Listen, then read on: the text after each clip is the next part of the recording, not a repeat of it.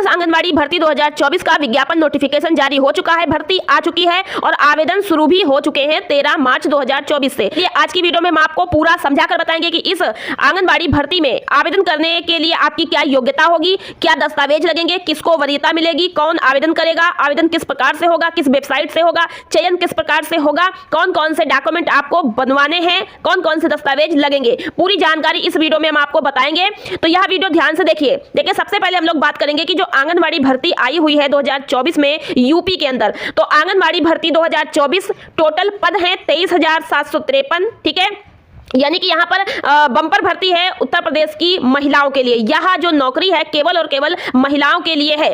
पद का नाम अगर बात करें तो पद का नाम है आंगनबाड़ी कार्यकर्त्री, ठीक है। उसके बाद राज्य है यूपी और अलग अलग जिलों में यहाँ पर वैकेंसी आई हुई है। तो सबसे पहले योग्यता को भली भांति समझ लीजिए कि वास्तव में आंगनबाड़ी भर्ती 2024 में क्या योग्यता मांगी जा रही है। देखिए, सबसे पहले हम बात करेंगे कि इसमें आवेदन कौन कर सकता है। तो कोई भी ग्रामीण क्षेत्र की महिला हो या कोई भी शहरी क्षेत्र की महिला हो, अगर आप नगर में रहती हैं तो भी आवेदन कर सकती हैं, गांव में रहती हैं तो भी आवेदन कर सकती हैं। पढ़ाई लिखाई की अगर बात करें कि कितना पढ़ी लिखी हैं, तो 12वीं पास बताया जा रहा है कि इसमें 12वीं पास कम से कम दीदी जो है वो आवेदन कर सकती हैं। लेकिन एक बात का आपको यहाँ पर बता दूं, ध्यान दे दीजिएगा कि 12वीं पास कम से कम तो आवेदन कर देंगी, लेकिन इसका जो भर्ती का प्रोसेस है वो लिखित परीक्षा बिल्कुल भी नहीं है। कोई लिखित परीक्षा, कोई इंटरव्यू, कुछ नहीं होगा। सीधी भर्ती मेरिट के आधार पर हो रही है। जो आपके नंबर होंगे मार्कशीट में उससे एक मेरिट बनेगी और मेरिट में जिसके नंबर ज्यादा होंगे उसी का सिलेक्शन होगा। तो आप 12वीं पास यदि हैं और आवेदन करती हैं और उसी जगह पर अगर कोई दीदी ग्रेजुएशन करी है और वो आवेदन करती है, तो उसी जगह पे यह भी हो सकता है कि कोई पोस्ट ग्रेजुएशन दीदी भी आवेदन कर सकती है। तो 12वीं से लेकर के पोस्ट ग्रेजुएशन तक इसमें दीदियां आवेदन कर सकती हैं। तो अब जो मेरिट बनेगी वो केवल 12वीं के अंक की नहीं बनेगी। 12वीं है, ग्रेजुएशन है, पोस्ट ग्रेजुएशन है, सबको मिलाकर मेरिट बनेगी। तो यदि कोई दीदी पोस्ट ग्रेजुएशन है तो उसके भी अंक जोड़े जाएंगे। तो मेरिट 12वीं से लेकर पोस्ट ग्रेजुएशन तक की मेरिट बनेगी। ऐसे में केवल अगर आप 12वीं पास है तो मेरिट पे भी ध्यान दे दीजिएगा कि मेरिट केवल और केवल 12वीं के अंक तालिका से या नंबरों से नहीं बनने वाली। तो अगर पढ़ाई लिखाई की बात करें तो कम से कम 12वीं, अधिक से अधिक ग्रेजुएशन बताया गया है और मेरिट सूची 12वीं से लेकर ग्रेजुएशन के अंकों को मिलाकर ही बनाई जाएगी। तो मेरिट सूची के आधार पर ही यहाँ पर सिलेक्शन होने वाला है। ये बात आपकी समझ आ गई होगी। अब बात करते हैं कि उम्र कितनी है। तो यहाँ पर कम से कम दीदी की उम्र 18 वर्ष हो और अधिक से अधिक 35 वर्ष हो तो आप इसमें आवेदन कर सकती हैं। 18 से 35 के बीच की दीदी आवेदन कर सकती है और अलग अलग श्रेणी में भारत सरकार के द्वारा जो है जो भी सूची मतलब है उसके हिसाब से जो भी छूट मिलेगी तो वो आपको आयु में छूट मिल सकती है। तो ये कुछ प्रमुख योग्यता है। इसके अलावा योग्यता में और भी बातें आएंगी।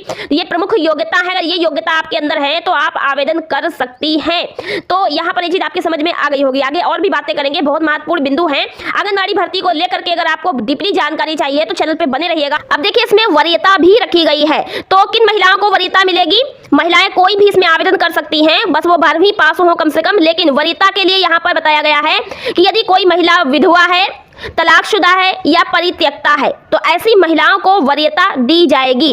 तो यहाँ पर देखिए, साफ साफ यह बताया गया है कि उसी ग्राम सभा या वार्ड, अगर शहरी क्षेत्र में है तो वार्ड की, ग्रामीण क्षेत्र में है तो ग्राम सभा या ग्राम पंचायत की, निवासी गरीबी रेखा से नीचे जीवन यापन करने वाली, यदि बीपीएल कार्ड जिसके पास है वो, परिवार की कोई भी महिला, तलाकशुदा हो, विधवा हो या परित्यक्ता हो, उसको वरीयता मिलेगी। पहले उसका चयन किया जाएगा। विधवा, तलाकशुदा या परित्यक्ता महिला के गरीबी रेखा से नीचे जीवन यापन करने वाले परिवार का अभ्यर्थी, यानी कि बीपीएल कार्ड धारक विधवा, तलाकशुदा या परित्यक्ता स्त्री अगर आवेदन नहीं करती है, महिला आवेदन नहीं करती हैं या कोई नहीं मिलती है, तो ऐसी स्थिति में उसी ग्राम सभा या ग्राम पंचायत या वार्ड से कोई भी और महिलाएं जो आवेदन करी हैं उनको मौका मिलेगा, उनको अवसर दिया जाएगा। तो इस हिसाब से यह बताया गया है कि तलाकशुदा, परित्यक्ता और विधवा महिला जिनके पास बीपीएल कार्ड है उनको पहले वरीयता मिलने वाली है। तो उपरोक्त वरीयता के क्रम में इन महिलाओं को जीवन यापन जो गरीबी रेखा से नीचे कर रही बीपीएल कार्ड धारक, इनको वरीयता मिलेगी। और अगर ऐसी महिलाएं नहीं मिलती हैं तब फिर अन्य श्रेणी की महिलाओं को यहाँ पर अवसर दिया गया। ये पूरा यहाँ पर वरीयता के लिए लिखा हुआ है, देख लीजिएगा। तो ये कुछ वरीयता है, ये आपकी समझ में आ गई होगी। अब बात करते हैं कि यहाँ पर दस्तावेज जो है वो क्या क्या लगने वाले हैं। दस्तावेज बहुत जरूरी है समझना। तो सबसे पहले आपको बता दें कि दस्तावेज में आधार कार्ड तो पहचान के लिए बहुत ही जरूरी है। आधार कार्ड तो आपका लगेगा, आपके स्वयं के फोटो भी लगेंगे, वो तो लगेंगे ही। साथ में जाति, आय, निवास, इसको समझ लीजिए थोड़ा ध्यान से। और इसके अलावा और भी डॉक्यूमेंट जो मैं अभी आपको बताऊंगी। तो जाति, आय, निवास किसका किस प्रकार से लगेगा ये समझना बहुत जरूरी है। सबसे पहले बात करते हैं आय प्रमाण पत्र के बारे में। आय प्रमाण पत्र जो है उसके लिए बताया गया है कि आय प्रमाण पत्र आपका लगेगा जो कि ऑनलाइन डिजिटल हस्ताक्षर से निर्गत हो, यानी ऑनलाइन डिजिटल साइन वाला बना हो, और यह जो है तहसील द्वारा निर्गत हो।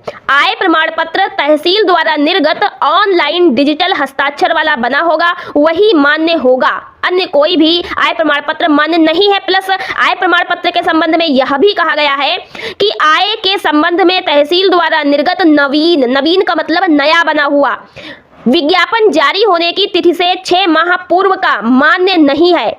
यानी जब विज्ञापन जारी हुआ इस वैकेंसी का, इससे पहले 6 महीने तक पहले तक का जो भी आय प्रमाण पत्र आपका बना हुआ है वो नवीन माना जाएगा, नया माना जाएगा, और वो जो है मान्य नहीं होगा।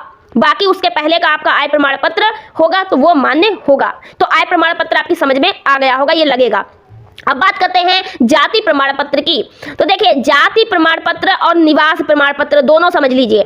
निवास एवं जाति प्रमाण पत्र के संबंध में तहसील से बना हुआ ऑनलाइन डिजिटल हस्ताक्षर वाला निर्गत निवास जाति मान्य होगा, और कोई भी निवास जाति मान्य नहीं होगा। तो मतलब आय हो, जाति हो, निवास हो, ये तहसील का बना हुआ और ऑनलाइन डिजिटल हस्ताक्षर वाला ही मान्य होगा। बस आय के संबंध में 6 माह पूर्व का नवीन जो है वो नहीं मान्य होगा, बाकी पहले का जो बना है तो मान्य होगा। यह कुछ है आय, जाति, निवास के संबंध में। ठीक है, तो ये प्रमुख दस्तावेज जो है वो मैंने आपको बता दिए हैं जो कि आपके लगने वाले हैं।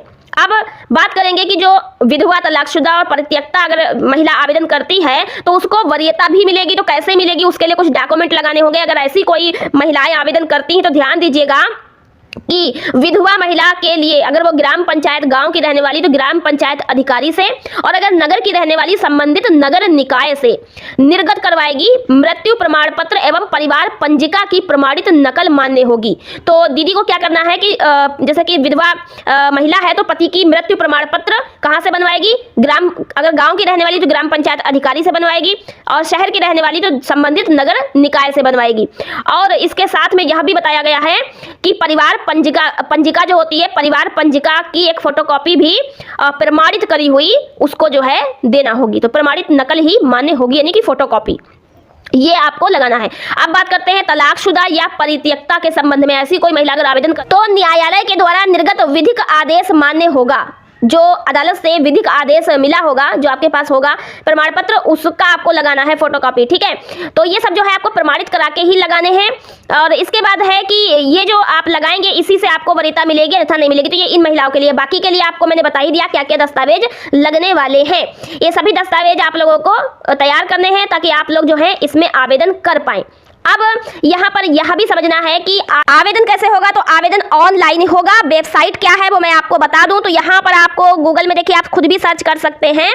तो वेबसाइट है http://upanganwadibharti.in। ये वेबसाइट है, इस पर आप जाएंगे और आपको ऑनलाइन तरीके से आवेदन करना है। तो आप किसी भी जन सेवा केंद्र से जाकर के आंगनबाड़ी फॉर्म भरवा सकती हैं।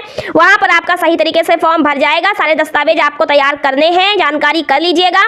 ठीक है, और अधिक जानकारी के लिए आप लोग जो है कहां जाएंगे, अगर आपको अधिक जानकारी चाहिए है इस आंगनवाड़ी भर्ती के बारे में, तो आपको अधिक जानकारी जो है मिल जाएगी विकास खंड के, यानी कि ब्लॉक पे जाएंगे और वहां बाल विकास परियोजना कार्यालय में पता करेंगे, या फिर आप विकास भवन में चले जाएंगे जिले पर, और विकास भवन में जिले पर जाकर के, एक विकास भवन का ऑफिस जिला स्तर पर होता है, वहां जिला कार्यक्रम अधिकारी या बाल विकास विभाग कार्यालय में जाकर के इस वैकेंसी के बारे में जानकारी और भी कर सकते हैं। तो आंगनबाड़ी जो भर्ती 2024 आई हुई है, इसमें मैंने बता दिया आपको कि किस प्रकार से आपको आवेदन करना है। अब देखिए, चयन की अगर बात करें तो चयन मेरिट के आधार पर होगा। मैंने शुरू में ही आपको बता दिया है कि 12वीं से लेकर के पोस्ट ग्रेजुएशन तक की जो है परा स्नातक तक, 12वीं से लेकर परा स्नातक तक के अंकों की एक मेरिट बनेगी और मेरिट के आधार पर ही चयन किया जाएगा। सीधी भर्ती है। जब चयन आपका होगा तो मेरिट के आधार पर ही होगा, कोई लिखित परीक्षा नहीं, कोई इंटरव्यू नहीं, सीधी भर्ती है।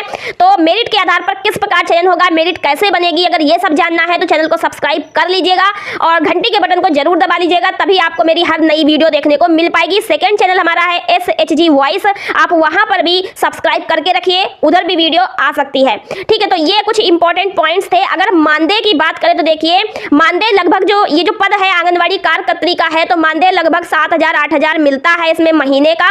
तो ये कुछ है आंगनबाड़ी भर्ती को लेकर के पूरी जानकारी। अभी भी अगर आपके मन में कोई डाउट है, कोई क्वेश्चन है, कुछ पूछना है तो कमेंट बॉक्स में लिख दीजिए, हम उस पर वीडियो बनाकर आपको समझाने का प्रयास करेंगे। अगली वीडियो में हम आपको पूरा प्रोसेस और बताएंगे, किस प्रकार से मेरिट बनेगी और इसमें क्या कुछ एज रखी गई है जो है इसमें रिटायरमेंट की, और क्या प्रोसेस है आंगनबाड़ी भर्ती को लेकर के। तो और भी जानकारियां लेकर आएंगे अगली वीडियो में, बने रहिएगा। वीडियो पसंद आई लाइक और शेयर कर दीजिएगा, चैनल पर पहली बार आए सब्सक्राइब करके जाइएगा, नहीं किया है तो कर लीजिए, जिन्होंने किया है सब्सक्राइब उनका धन्यवाद। और मिलते हैं नेक्स्ट वीडियो में। आज की वीडियो में इतना ही, धन्यवाद।